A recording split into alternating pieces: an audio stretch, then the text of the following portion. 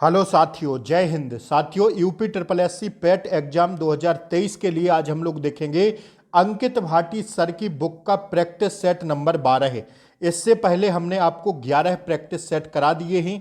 अगर आप लोगों ने इन 11 प्रैक्टिस सेट को नहीं किया है तो लिंक आपको इसी क्लास के नीचे डिस्क्रिप्शन बॉक्स में मिल जाएगी इन 11 प्रैक्टिस सेट की। वहां से आप लोग सारे प्रैक्टिस सेट कर सकते हैं। आइए पहले क्वेश्चन से आज हम लोग स्टार्ट करते हैं। साथियों, क्लास का आगाज करते हैं। आप लोग क्लास को लाइक कर दें फटाफट और एक बार शेयर कर दें। देखिए, पहला प्रश्न है, घोड़े की हड्डियां हड़प्पा सभ्यता के किस स्थल पर प्राप्त हुई हैं? तो ध्यान रखिएगा कि घोड़े की हड्डियां हड़प्पा सभ्यता के किस स्थल पर प्राप्त हुई हैं। तो इसका राइट आंसर हो जाएगा साथियों सुरकोतड़ा में। कहां पर? सुरकोतड़ा में हुई हैं। अगर आपसे पूछ ले सुरकोतड़ा कहां पर है तो साथियों यह गुजरात में है, ध्यान रखिएगा। और अगर आपसे पूछ ले कि हड़प्पा सभ्यता या सिंधु घाटी सभ्यता, बात एक ही है, ध्यान रखिएगा। चाहे हड़प्पा सभ्यता बोलें या साथियों हड़प्पा सभ्यता या साथियों सिंधु घाटी सभ्यता बोलें, बात एक ही है। देखिए, घोड़े की हड्डियां कहां पर मिली थी? सुरकोतड़ा में। यह जो राखी गढ़ी है इसका राइट आंसर तो ऑप्शन बी हो जाएगा। यह जो राखी गढ़ी है यह साथियों सिंधु सभ्यता का सबसे बड़ा स्थल है। ठीक है, हड़प्पा सभ्यता या सिंधु घाटी सभ्यता का सबसे बड़ा स्थल है राखी गढ़ी। ठीक है, ध्यान रखिएगा आप लोग इस बात को। और अगर राखी गढ़ी पूछ दे कहां पड़ता है तो यह हरियाणा में पड़ता है। ठीक है, कालीबंगन राजस्थान में पड़ता है। ठीक है, ध्यान रखिएगा। राखी गढ़ी साथियों प्रश्न पूछा गया यूपी ट्रिपल एससी द्वारा कि पूछा गया था सिंधु घाटी सभ्यता का सबसे बड़ा स्थल कौन सा है, तो राखी गढ़ी है। आइए दूसरा प्रश्न देखिएगा, महावीर स्वामी ने जैन धर्म में कौन सा नया व्रत जोड़ा था? महावीर स्वामी ने जो जैन धर्म में नया व्रत जोड़ा था वह है कौन सा? ब्रह्मचर्य। ब्रह्मचर्य इसका राइट आंसर हो जाएगा। ठीक है, अगला प्रश्न देखिएगा, मौर्य वंश ने कितने वर्षों तक शासन किया था? 132, 135, 136 या 137? तो इसका राइट आंसर हो जाएगा 137। ठीक है, कितने वर्षों तक? 137 वर्षों तक मौर्य वंश ने क्या किया था? शासन किया था। ठीक है, ऑप्शन तो तीसरा का जो राइट आंसर होगा वो हो जाएगा ऑप्शन थर्ड। ऑप्शन थर्ड इसका सही जवाब हो जाएगा। आइए अगले प्रश्न को हम लोग देखेंगे, किस दिल्ली के सुल्तान ने दक्षिणी भारत को जीतने का प्रत्ययन सबसे पहले किया था? किस दिल्ली के सुल्तान ने दक्षिणी भारत को जीतने का प्रत्ययन सबसे पहले किया था? ऑप्शन ए फिरोज शाह तुगलक, अलाउद्दीन खिलजी, मलिक कफूर या मोहम्मद बिन तुगलक। तो देखिए इस प्रश्न को और आंसर देने का प्रयास करिए। इसका जो सही जवाब हो जाएगा वो हो जाएगा अलाउद्दीन खिलजी। ऑप्शन बी पर हम लोग जाएंगे। ठीक है ना। आइए अब अगला प्रश्न देखिएगा, छत्रपति शिवाजी ने अपना राज्याभिषेक कब करवाया? छत्रपति शिवाजी ने अपना राज्याभिषेक जो करवाया दोस्तों, उन्होंने अपना राज्याभिषेक कब करवाया? तो ध्यान रखिएगा इस प्रश्न का। देखिए इस प्रश्न का आंसर बताइए आप लोग फटाफट। छत्रपति शिवाजी ने अपना राज्याभिषेक करवाया 1674 में। ध्यान रखिएगा, यह डेट अति महत्वपूर्ण प्रश्न है यूपी ट्रिपल एससी पेट परीक्षा के लिए। साथियों, अगर आप लोग चैनल पर नए हों तो चैनल को सब्सक्राइब कर लें, बेल आइकन प्रेस कर लें ताकि क्लासों का नोटिफिकेशन आपको सही समय पर मिल सके। अब बहुत दिन बाकी नहीं रह गए हैं आपकी परीक्षा होने में, तो साथियों आप लोग चैनल को सब्सक्राइब करके जरूर रखें, बेल आइकन भी प्रेस कर दें ताकि डेली, अब मैं बहुत फास्ट आपको रिवीजन कराऊंगा। तो मैं शाम को घटना चक्र का प्रैक्टिस सेट करा रहा हूं और सुबह अंकित भाटी सर का प्रैक्टिस सेट करा रहा हूं। तो आप लोग प्लीज चैनल को सब्सक्राइब करके रखें। ठीक है, छठा प्रश्न है, बांडीबास के युद्ध में ब्रिटिश सेना ने किसको हराया था? बांडीबास के युद्ध में ब्रिटिश सेना ने हराया था किसको? ध्यान रखिएगा, फ्रांसीसियों को। किसको? फ्रांसीसियों को हराया था। ऑप्शन बी पर जाएंगे हम लोग। ठीक है, आइए सातवां प्रश्न देखिएगा, करो या मरो का नारा किस आंदोलन में लगाया था? करो या मरो का नारा लगाया था साथियों भारत छोड़ो आंदोलन में।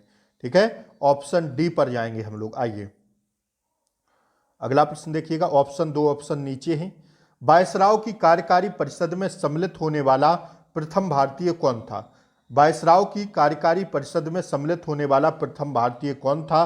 तो इसका राइट आंसर हो जाएगा सत्येंद्र प्रसाद सिन्हा। ठीक है, सत्येंद्र प्रसाद सिन्हा इसका राइट आंसर है। अगला प्रश्न देखिएगा, ऑप्शन ए भी देख लीजिए दो। आइए 9वां प्रश्न देखिएगा फटाफट। सुभाष चंद्र बोस को नेताजी की उपाधि किसने दी थी? तो नेताजी की उपाधि दी थी एडोल्फ हिटलर ने। ठीक है, हिटलर ने दी थी नेताजी को, सुभाष चंद्र बोस को नेताजी की उपाधि एडोल्फ हिटलर ने। आइए यह प्रश्न देखिएगा।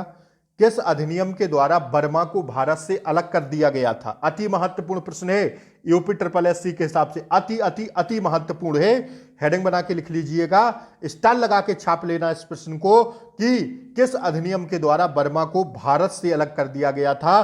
तो 1935 के अधिनियम द्वारा क्या कर दिया गया था? बर्मा को अलग कर दिया गया था। That's your answer. अगला प्रश्न देखिएगा। एशिया की सबसे लंबी नदी का नाम क्या है? तो एशिया की सबसे लंबी नदी का नाम है यांगत्जी नदी। कौन सी? यांगत्जी नदी। That's your answer. अगला प्रश्न देखिएगा। लातविया की राजधानी निम्नलिखित में से कौन सी है? लातविया की राजधानी कौन सी है? तो दोस्तों यह है रीगा। ठीक है, अति महत्वपूर्ण प्रश्न है। आइए अगला प्रश्न देखिएगा। जादूगोंडा को किस लिए जाना जाता है? जादूगोंडा को किस लिए जाना जाता है? तो भैया किस लिए जाना जाता है? यूरेनियम भंडार के लिए जाना जाता है जादूगोंडा को। ठीक है, गोंडा को।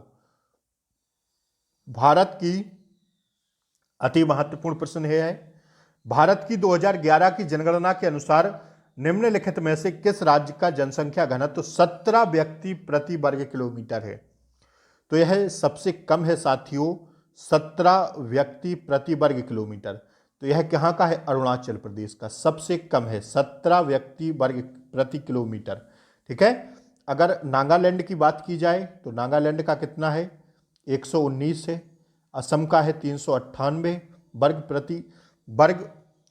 398 व्यक्ति प्रति वर्ग किलोमीटर। और सिक्किम की बात करें तो सिक्किम का है साथियों कितना? 86। सबसे कम कितना है? किसका है? अरुणाचल प्रदेश का। ठीक है, आइए। किस राज्य को भारत का गहना कहा जाता है? तो भारत का गहना कहा जाता है मणिपुर को, ध्यान रखिएगा। ठीक है, आइए। खाद्यान्नों का न्यूनतम समर्थन मूल्य प्रति वर्ष कौन घोषित करता है? खाद्यान्नों का न्यूनतम समर्थन मूल्य प्रति वर्ष कौन घोषित करता है? तो यह करता है दोस्तों कौन? कृषि लागत एवं मूल्य आयोग। ठीक है, कृषि लागत एवं मूल्य आयोग। ऑप्शन सी पर जाएंगे हम लोग। ठीक है, बढ़े आगे। आइए, अवमूल्यन का उद्देश्य होता है क्या? अवमूल्यन का उद्देश्य क्या होता है? तो दोस्तों यह निर्यात को प्रोत्साहित करना। ठीक है, क्या? निर्यात को प्रोत्साहित करना अवमूल्यन का उद्देश्य होता है। आइए अगला प्रश्न देखिएगा। बैंकिंग रेगुलेटिंग एक्ट किस वर्ष पारित हुआ? बैंकिंग रेगुलेटिंग एक्ट किस वर्ष पारित हुआ? तो यह हुआ था साथियों 1949 में। ठीक है, 1949 में हुआ था। ध्यान रखिएगा आप लोग। इस प्रश्न को बताइए साथियों, नीति आयोग का पूर्ण रूप क्या है? ध्यान रखिएगा, नीति आयोग को योजना आयोग की जगह आया था नीति आयोग। 1 जनवरी 2015 को आया था। इसके अध्यक्ष स्वयं प्रधानमंत्री जी होते हैं। इसका जो पूर्ण रूप पूछा गया है वह है national institution for transforming India. National institution for transforming India, यह पूछा जाएगा, स्टार लगा के लिख लेना, छपेगा यह प्रश्न नीति आयोग का। हर एक एग्जाम में नीति आयोग से प्रश्न पूछा जाता है। आइए,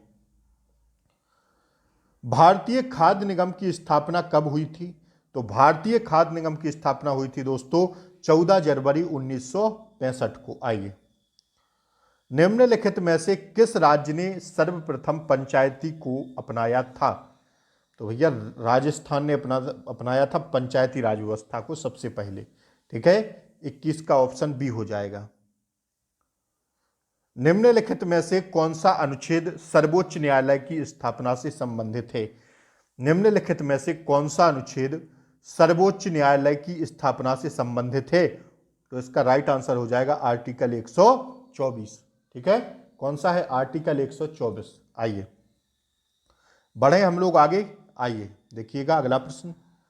भारतीय संविधान का अनुच्छेद 249 संबंधित है किससे? भारतीय संविधान का अनुच्छेद 249 संबंधित है किससे? तो इसका राइट आंसर हो जाएगा दोस्तों राज्य सूची के विषयों के संबंध में संसद की विधायी शक्तियों से।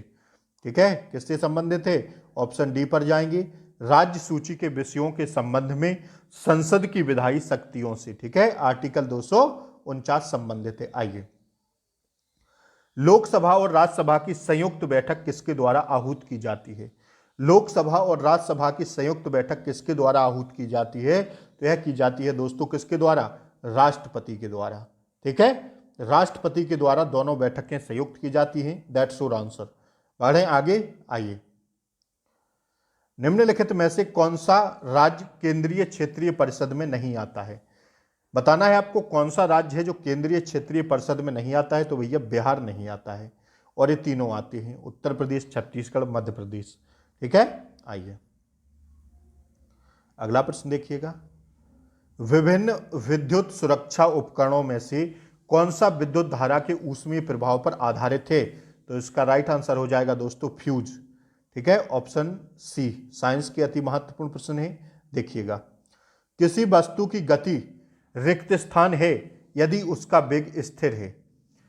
किसी वस्तु की गति क्या है? किसी वस्तु की गति समान है यदि उसका वेग स्थिर है। ऑप्शन बी इसका करेक्ट आंसर होगा। आइए अगला प्रश्न देखिएगा। लाफिंग गैस क्या है? लाफिंग गैस होती है साथियों क्या? लाफिंग गैस होती है नाइट्रस ऑक्साइड। अब आप जरा कमेंट बॉक्स में लिखिएगा नाइट्रस ऑक्साइड का फॉर्मूला क्या होता है, फटाफट कमेंट बॉक्स में लिखिएगा। आइए, किस विटामिन की कमी से रतौंधी रोग होता है? तो भैया रतौंधी रोग होता है विटामिन ए की कमी से। ठीक है, आइए, निम्नलिखित में से कौन सुमेलित नहीं है? फूलों की खेती फ्लोरिकल्चर, बिल्कुल सही है। फसलों की खेती एग्रोनॉमी, सही है। मधुमक्खी पालन सेरिकल्चर, ये गलत हो जाएगा। मधुमक्खी पालन को कहते हैं दोस्तों एपीकल्चर। क्या कहते हैं? एपीकल्चर। ठीक है, ये गलत हो जाएगा। तो यही क्या है? यही राइट आंसर है। फलों का अध्ययन पोमोलॉजी, सही है। तो यही क्या हो जाएगा? यही राइट आंसर हो जाएगा। बताइए आज की क्लास कैसी लगी? 30 प्रश्नों जीएस के आपका टारगेट कितना रहा? मेरा 30/30 था, आपका कितना रहा? कमेंट बॉक्स में जरूर बताएं। क्लास अच्छी लगी हो तो लाइक शेयर सब्सक्राइब कर दें। जय हिंद। शाम को मिलते हैं घटना चक्र के साथ, तब तक के लिए जय हिंद, टेक केयर, बाय बाय, नमस्कार।